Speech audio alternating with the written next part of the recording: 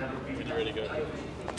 3, 2, 1. What's up, guys? Tom here from Coore, and I'm with none other than one of the greatest racers who has ever lived and blessed our earth. I'm with Cole Powelson, and he is coming to race the Coore car. The God at Rex team, these guys have built this car. Cole, how you feeling? Dude, I'm on top of the world, man. I'm back in Sydney. Perfect weather, the car's in immaculate shape, and we got a bunch of good upgrades from last year. So the team's put a new pedal box, a new ABS system. That was kind of the limiting factors on our speed last year. So can't wait to get out for the first session and see what we've learned. You're you're not really shy to any sort of danger, and you're certainly not shy of just jumping in any sort of car. You are the man who has been practicing his time on the road time and time again. Do you think you've got it in you this year to break records? Absolutely. You know, we're certainly going to beat our personal best. I can pretty much guarantee that, because that was a big looming issue last year. You know, the car is so well sorted, so well put together, but the gorilla in the room was the braking system. It was not up to par with the rest of the chassis and the brakes, aero. Everything is really well sorted. But we didn't have the mechanical parts of the brakes, the hydraulic parts working. The Alcon calipers, they were good. The hydraulics we were feeding them, not so good. So that's fully sorted. So certainly ready to break some records. I believe we're the fastest open class Subaru.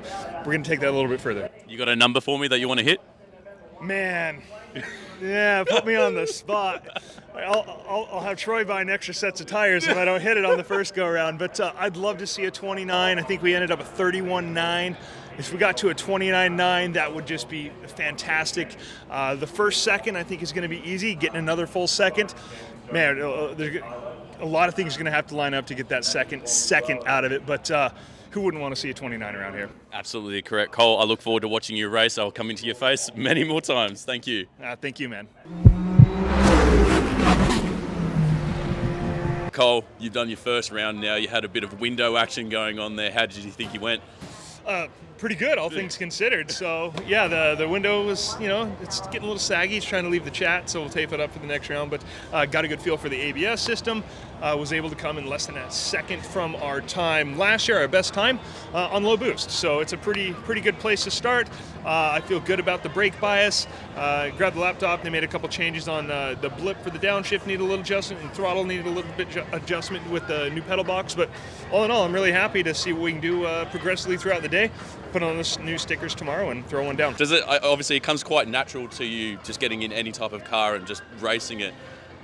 The fine adjustments that you need, is that going to happen over the course of the next 2 days, or have you just dialed it in straight away? There's always something. We can always chip away at it. So that's the name of the game, just incremental changes. You don't want to make too many changes at one time. So I like to kind of limit it to 1 or 2 changes at a time.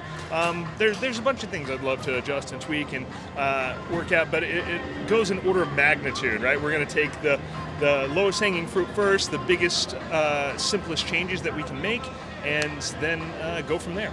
Fantastic. One truth I've always found out, or I believe about races, is trusting the material that's underneath you. How much is that? Does that actually ring true to you? Do you have to trust every single fiber and molecule that's underneath you in the steering wheel? Absolutely, you have to. And if it looks right, it is right. If you see this car, it looks right. So I trust the team a lot and everything that's gone into this. I have no reason to doubt anything. But with that being said, everything is good until it isn't. Anything can happen in the world of motorsport. You don't know what's the next hurdle or problem can be.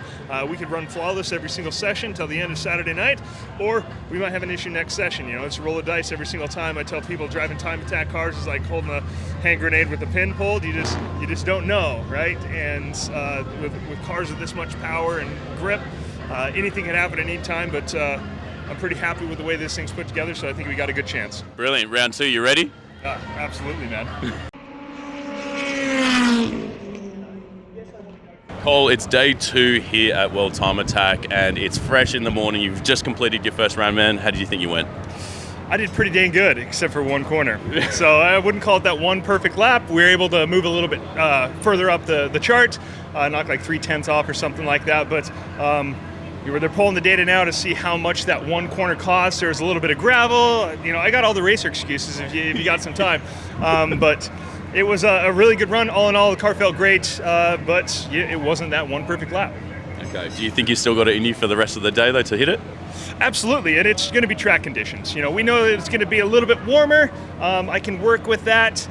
Just keep the gravel off the track. So if the dirty drifters don't put crap all over, and we don't have racers throwing gravel from the inside of the corners, and we got a good shot at going even faster. But a little bummed we missed that optimum window. But a little gravel on the track, some lap traffic, and now we got Extreme GTR sitting off to the side with a broken car too. So kind of a hectic first session for everybody, but all in all, we move forward. Yeah, fair enough. Cole, thank you so much, man. Let's get into it. Second round. I'm on it. Cole, let's just address the elephant in the room. That was intense. Was it scary at all, just being in a car where a piston just kind of flew out of nowhere and flames just engulfed the entire front? Yeah. Automotive fires are never a good time, and you never know if is it seeping into the cab, is it getting worse, is there oil down?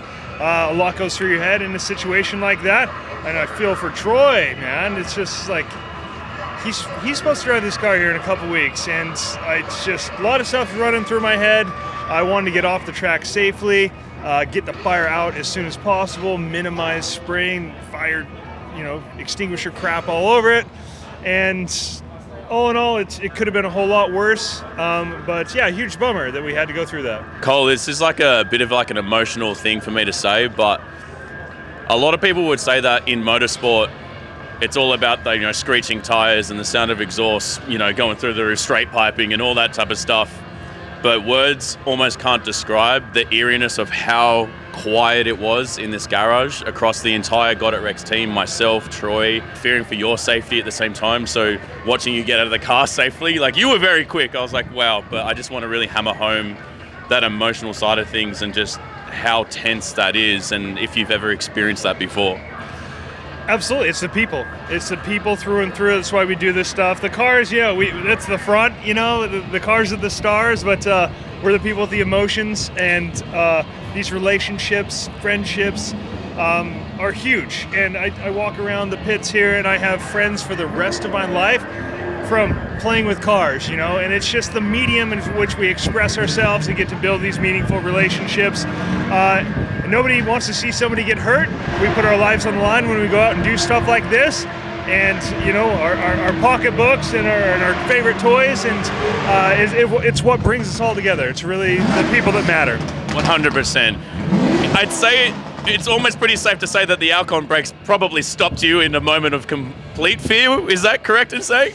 They did their job, man. I leaned on them without using my brain at all. Just get me off this track safely, and they did their job, man. Everything.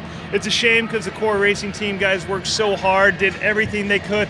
This situation is completely out of their control. They couldn't have done anything about that. So it's a shame because that's the cars are the very fastest before they're not.